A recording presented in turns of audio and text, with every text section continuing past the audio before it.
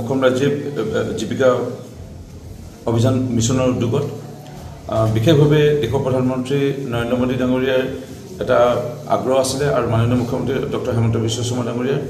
যিসমূহ বিভিন্ন ধৰণৰ বেচৰকাৰী প্ৰতিষ্ঠান আছে এই প্ৰতিষ্ঠানসমূহে সময়ে সময়ে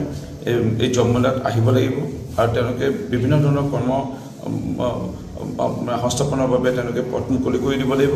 আৰু প্ৰত্যেক বৰ্ষৰ দৰে এই বৰ্ষটো প্ৰায় আমাৰ যোৰহাট অভিযান্ত্ৰিক মহাবিদ্যালয় প্ৰেক্ষাগৃহত আজি 884 জিলা গোলাঘাট শিৱসাগৰ মাজুলী চৰাইদেউ যোৰহাট ইয়াত আমাৰ যুৱক যুৱতীসমূহ আহিছিলে আৰু খুবেই আদৰণীয় পদক্ষেপ প্ৰায় 800 প্ৰায় আমি 350 ওচৰা-ওচৰি ইতিমধ্যে নিযুক্তি পত্ৰ তেওঁলোকে আজি লাভ কৰিব আৰু ভাল লাগিছে তেওঁলোকৰ মুখত হাঁহি দেখা পাইছোঁ তেওঁলোকে এতিয়া বিভিন্ন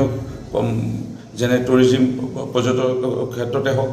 বা বিভিন্ন লজিষ্টিক বা বেংকৰ বা বিভিন্ন শ্বপিং মলসমূহত তেওঁলোকে নিয়োজিত হ'বলৈ গৈ আছে আৰু বিশেষভাৱে টেলিকম চেক্টৰ যি কল চেণ্টাৰ সেইসমূহত তেওঁলোকে নিয়োজিত হ'ব গৈ আছে আৰু তেওঁলোকৰ যি দৰমহা এই দৰমহাসমূহ প্ৰায় 9,000 10,000 পৰা আৰম্ভ হ'ব আৰু 20,000তকৈ অধিক তেওঁলোকে পাবলৈ গৈ আছে মোৰ বিশ্বাস যি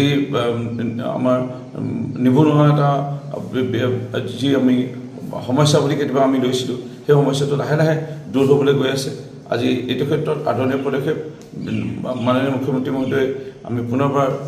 কৃতজ্ঞতা জ্ঞাপন কৰিছোঁ আৰু মোৰ বিশ্বাস আমাৰ তেওঁলোকৰ আমি নিযুক্তি পত্ৰ অকল দিয়াই নহয় তেওঁলোকক চৰকাৰে এইখিনিও ব্যৱস্থা গ্ৰহণ কৰিছে তেওঁলোকে যেন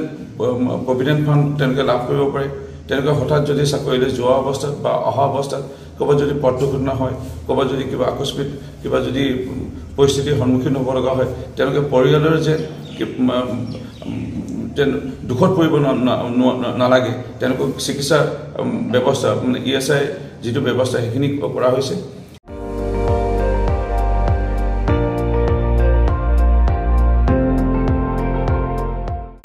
আপুনি চাই আছে ND24 সৰ্বশ্ৰেষ্ঠ নহয় সৰ্বোত্তমৰ দৌৰত